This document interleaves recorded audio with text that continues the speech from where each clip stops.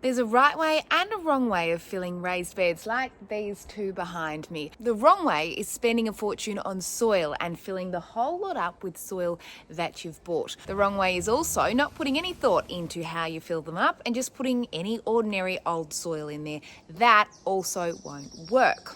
I managed to save a fortune when filling up these beds, and I did it in such a way that will ensure the quality of that soil for years to come. I'm going to show you exactly how I did it.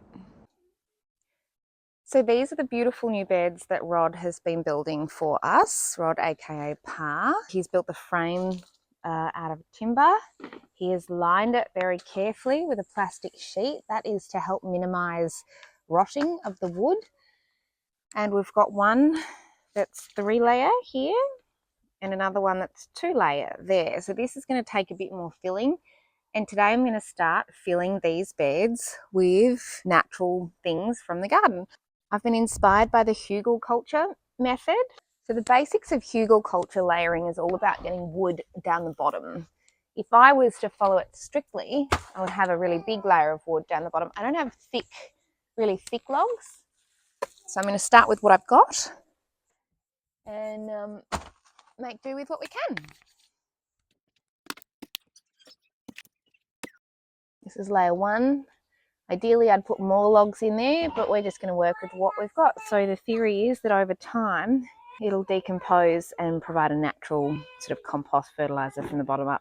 Right, so I've got my wood in there. I put a little bit of soil in too, just from around the place to fill up some of those gaps so it doesn't sink too much over time. And now I'm going to do a layer of sticks and leaves. And we've recently tidied up our hedges, so we've got heaps of these things lying around. Over time, these too will decompose and should become a really lovely, healthy soil base. The Hugelculture process is supposed to be like mimicking what happens on the forest floor, so that natural decomposition. But I don't want my beds to sink too much, so in between all these layers, I'm going to put some soil in so that the whole thing just doesn't sink too much too quickly. You can definitely see how there's a bit of a forest floor going on here.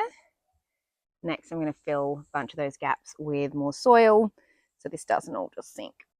Now, I have a compost bin that is full of very much not yet decomposed compost, but I'm going to fill all that in here now because by the time all the extra layers are on it, it'll be so far down that the roots of what I grow won't get to it until it has decomposed and then been moved through the soil by those beautiful worms.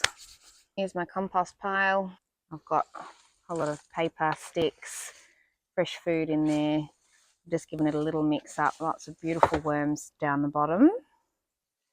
And up the top, all this really has a lot of decomposing still to go, but that'll be fine in the bottom layers of my bed. And here you can see I've got a layer of not yet decomposed composty type of foods. This is the bit I did pay for. I ordered some veggie mix soil from Bulleen Art and Garden. Looks like beautiful soil. A mix of premium garden blend soil, cow manure, organic compost and mushroom compost. Then for the very top layer, I added a bunch of perlite, which is what you can see here, plus some worm castings and some blood and bone and mixed it all through. And here they are 2 weeks later, filled and absolutely cooking with gas. I run tours of my veggie garden in Melbourne every month. Hit subscribe now so you don't miss out on the next one.